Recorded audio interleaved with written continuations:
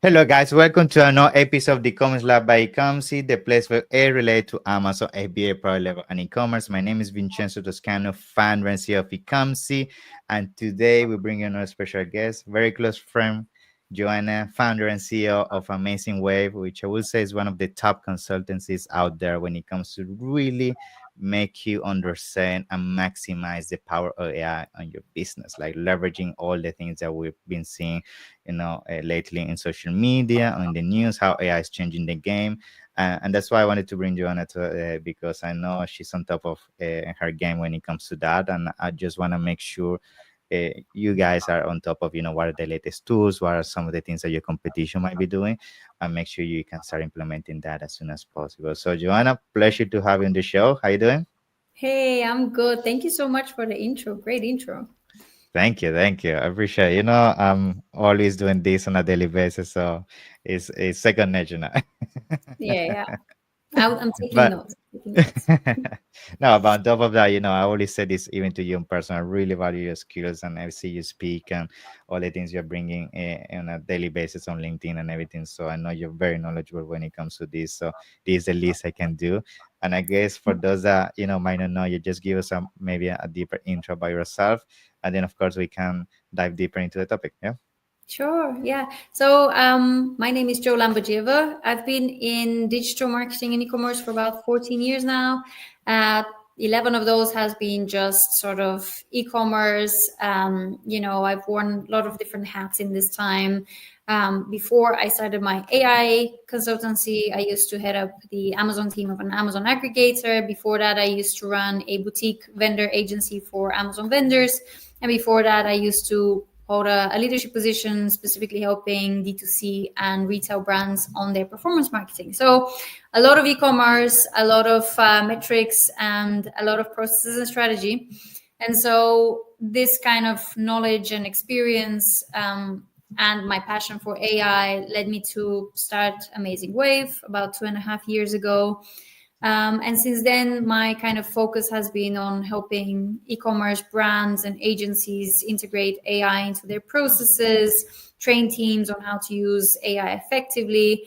And in addition, I've been writing the AI for e-commerce newsletter, which now has more than 40,000 subscribers. Wow. Um, and I've Mhm. written more than, I checked the other day, I've written more than 275 issues Oh to my date. God, that's So, crazy. yeah, Congrats. yeah. It's really like I don't know, I don't think I'm generally like I'm Aries, so like I Yeah, get yeah, bored really quickly. I'm yeah. very impatient, but this is the one thing I have stuck up religiously for the last 2 years. And yeah, it's actually something I'm really proud of. So if people Congrats. want to learn about AI and e-commerce, subscribe. Yeah, of course. I'm gonna leave all information down below so people can find it. So awesome. So let's get started with the topic, which is, AI is something that, as I already mentioned, we've been seeing now how everybody's talking about it, how is everybody trying to figure out how to maximize what they can get out of AI.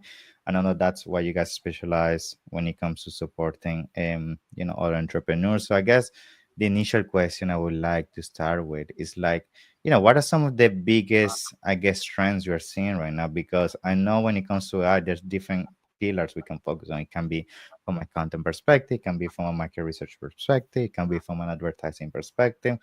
Where are you seeing the biggest kind of disruption happening right now when it comes to yeah? Yeah, so of course, like I genuinely feel like I write about AI in e-commerce 3 times a week, every week, and I still feel overwhelmed by the speed with which it Mm, changes and all of the new tools and all of the new capabilities that these tools have. The reality is that I think there is also a lot of noise, but there is definitely a really like a few things that are really really disrupting the space. For me, like one of the major releases from the last 2 months has been the ChatGPT's 4.0 image capability. I think that's a I'm gonna use one of the favorite AI words, game changer, but it has revolutionized another keyword. But it's really, really profound how good these images are. Now, should Amazon sellers use them as part of their marketing, as part of their listings? Yes and no.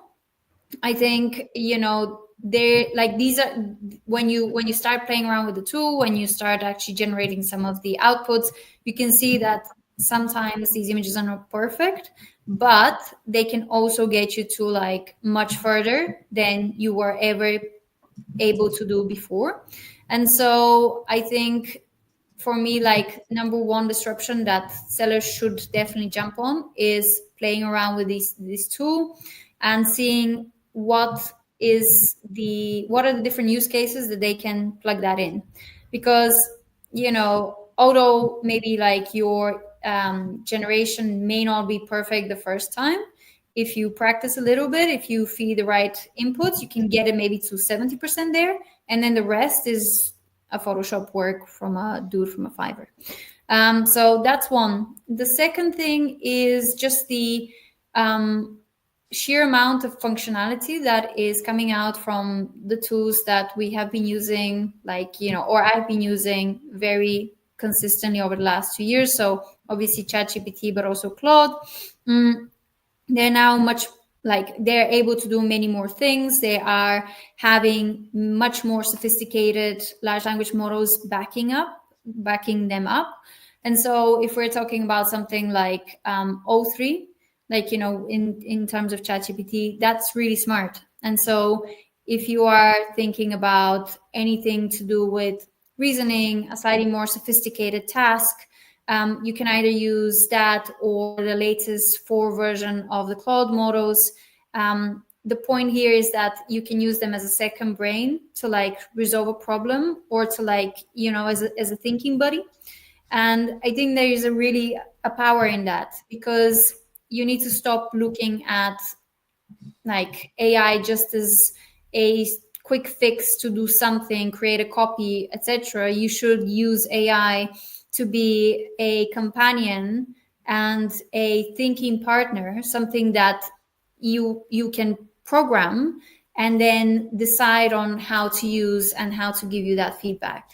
So that's Yeah. kind of sort of like a second area or second disruption. I would say these reasoning models, they're not a new thing, but they're getting better and better and much more available for users. And then Cool. the third thing I would say is everything around agentic browsers, which are now available to users at a very low cost.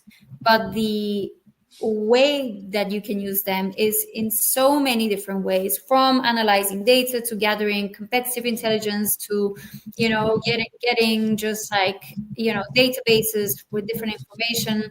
And they are really, really fucking smart. So yes, I would say these are the 3 main things, but there's just so much. It's like, Yeah, I know.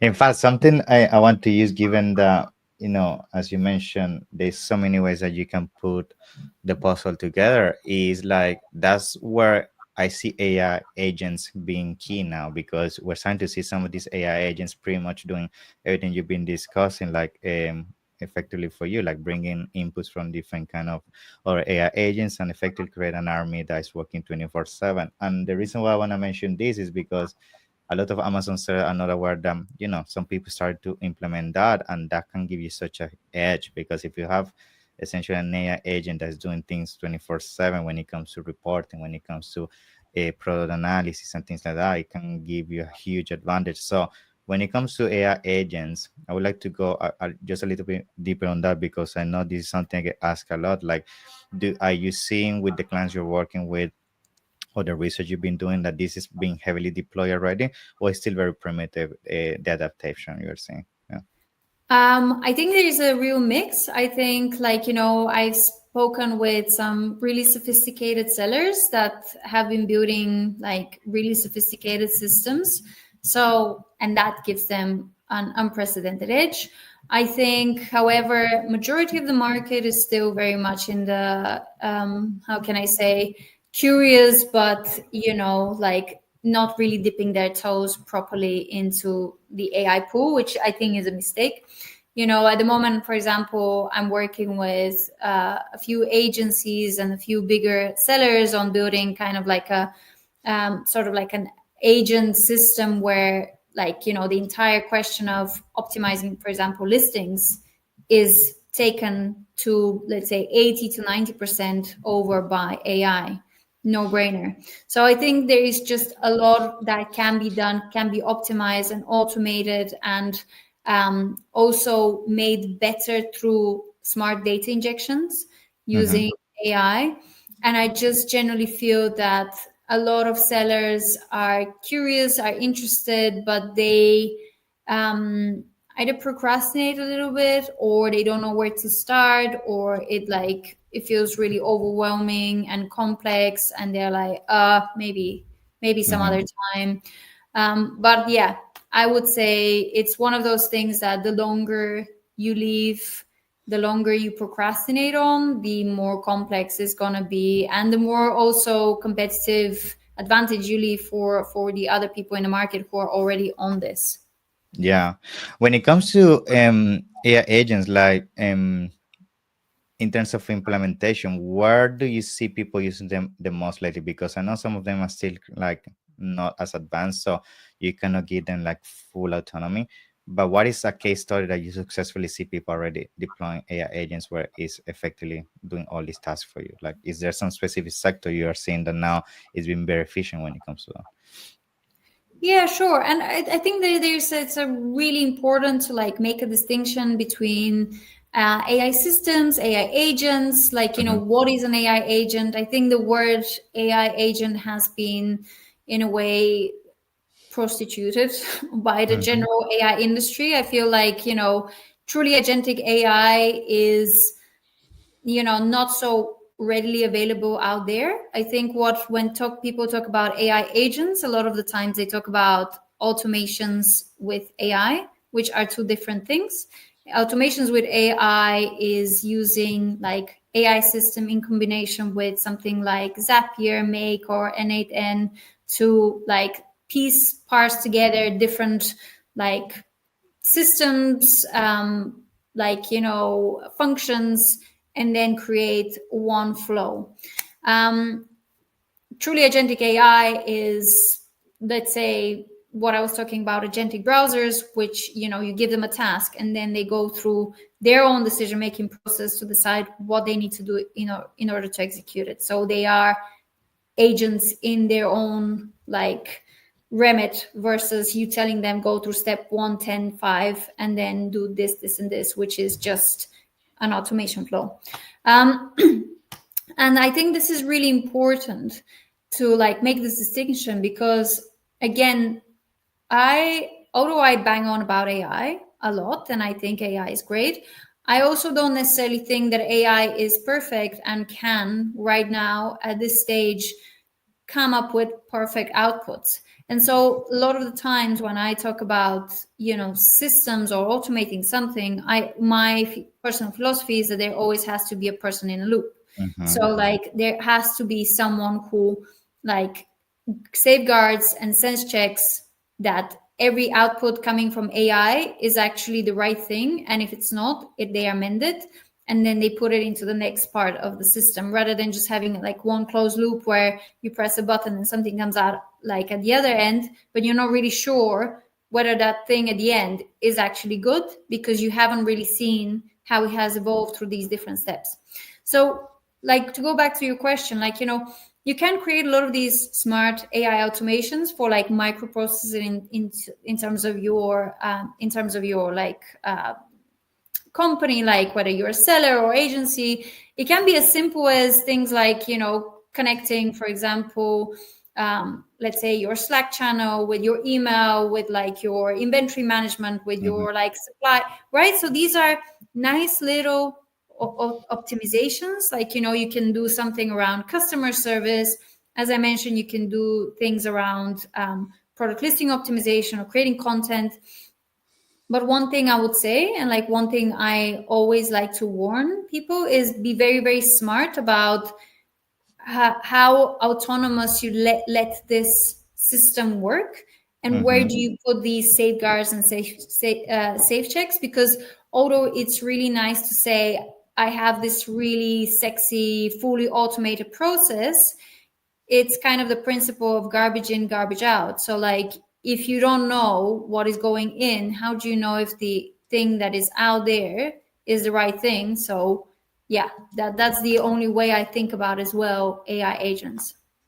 Cool. So I guess a question about this. You mentioned that you have to be careful in terms of letting the system run by itself, because everything you've been mentioned in terms of the checkpoints and how sometimes it cannot be the most accurate outcome as of now. But given the speed of how these tools are evolving and getting better, do you foresee a future where having a brand on Amazon is just click and forget?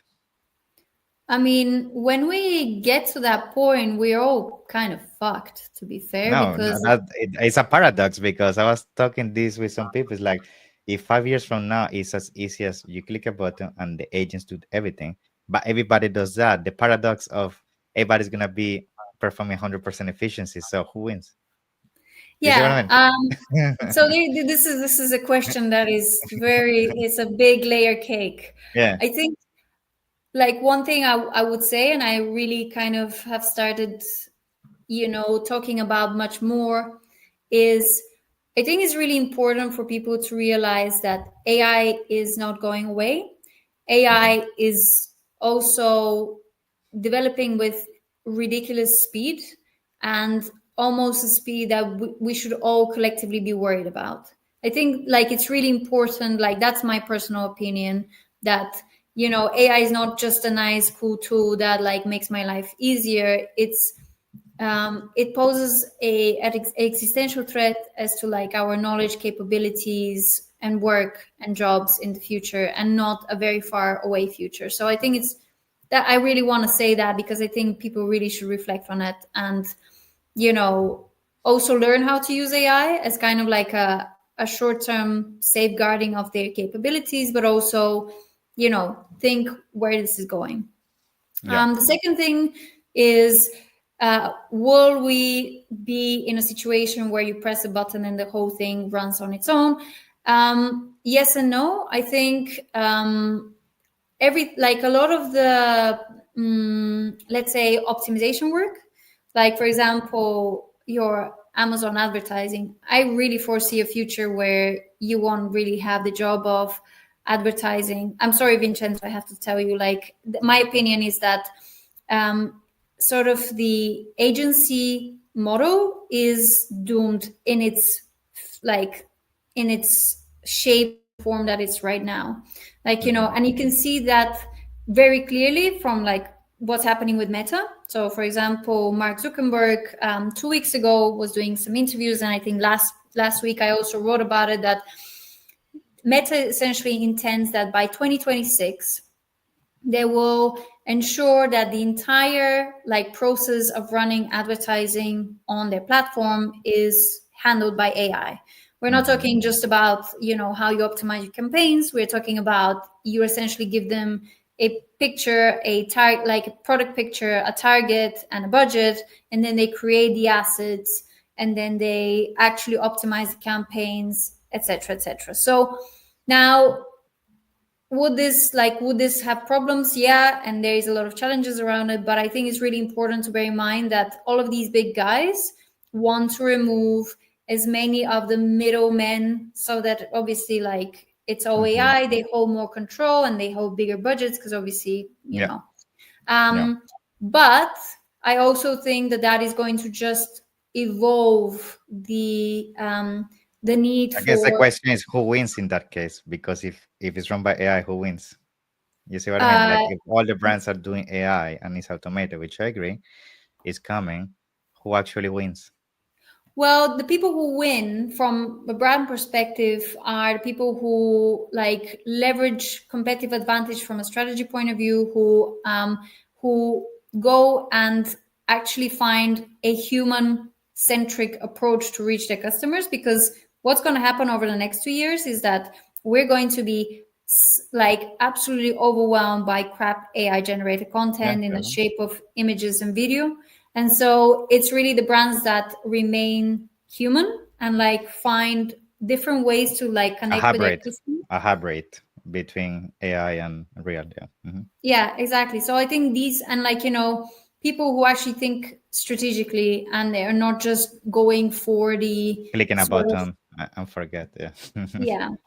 But the bigger winners really are going to be the big tech companies. And that's sadly what's going to happen. I feel like there is going to be ever more of a monopolization of our industry and just generally the world, to be fair. Hmm. Like, more and more of like our world will be revolving around companies like OpenAI, Meta, Google, Microsoft, and Yeah. Amazon. Yeah. Which at the same time, maybe I don't know. You have what are your thoughts about this? When AI starts to become so essential in on so many business that effectively you have to use a yes or yes, don't you think there's also going to be creation of a niche or a need for people to want to work with people? Because at the end of the day, business in the foundation of business is all about also networking, collaborating with other people. And I think that to some extent is not going to go away. I don't think everybody wants to do business only clicking a button and being alone in a room. Like there's still going to be the need of, a consulting or strategizing or partnerships. So I guess my thought is that's still going to be there to some extent. And that's where, potentially roles like yours, like mine is going to go more into, I guess, consulting slash partnership, right? And more execution, but keen to know your thoughts on that as well. Yeah. Yeah, no, I completely agree with you. Like, I think humanity is going to be become kind of like the currency of the future, Mm-hmm. and I feel that there will be a general, like, there will be like a massive, like the way I see it, there will be like a obsession with point. There will be like a massive like uproar against it, and then like humanity is going to come back as kind of like a VIP thing. You can see actually already Klarna is talking about the customer service, and the humans are going to be the VIP service, Nice. sadly. So you pay Um, for that exactly. The human touch. Yeah. Mm-hmm. exactly. But there is like a bigger, profound question, which is like a much bigger than like the Amazon or the e-commerce or the marketing, which is like um, what is going to happen when AI is so smart and it's like held by these big companies? Like, would like the foundation of capitalism on which everything that we are doing right now is built really care about No. humanity and all of that? I think it's really, again, like it's a profound I know question. it's an existential question, and also because the whole capitalist system is also reward on kind of like natural selection approach, in the sense where is the smartest and where work the hardest essentially wins. But we enter into an era where everybody, as I asked you a couple of minutes ago, everybody is using AI or is depending on AI, and this AI is working already 100% efficiency. What actually makes you stand out, and only a few that control those AI is gonna always win. So yeah, it's an interesting question, I know. Yeah. Yeah, I guess we have to wait to see. But I think at the same time, it's like with everything, with any big disruption in history, there's usually going to be a lot of uncertainty. A lot of people's, of course, going to go to hard times, but we always eventually going to figure out it. Just be mindful of what is happening and embrace it, because I think people are actually going to lose is the people that just is close-minded and thinking, oh yeah, it's just a fade or it's not gonna take over, and they keep doing what they're doing. I think that's the biggest risk of this. I think if you embrace it, you still might go have some bumps in the road, but you're gonna have much a higher success, a rate of success, if you embrace it and you just evolve and find a human, I guess, niche within your niche Yeah. to make it. So yeah. Yeah. Yeah, Anyway, 100%. cool. So I guess to end to come to a conclusion, is there anything else you would like to share? Any prediction? Any maybe a tool you try later? They say, "Oh, guys, check it out." Just as a last nugget. Yeah. Yeah, I think it's like, I share like tons of really good tools every week and SOPs every week in the newsletter. Few tools that I would really like recommend people to check is obviously like the usual guys. If you haven't like experimented with ChatGPT and Claude, these are great tools. If you want to try something sort of like more, I guess, agentic wise, Manus and GenSpark are great tools. But yeah, really recommend check out some of my LinkedIn content, because I also show how to use these tools to get actual really useful output. Yeah, that's about it. Awesome, Joe. I'm gonna make sure to put everything down in the description so people can find it. It's been a Awesome. pleasure to have you. Same. Looking forward to have you most likely in the future as AI keeps taking over our lives. Okay. Thanks, Vincenzo. Thank you, Joe. Bye bye.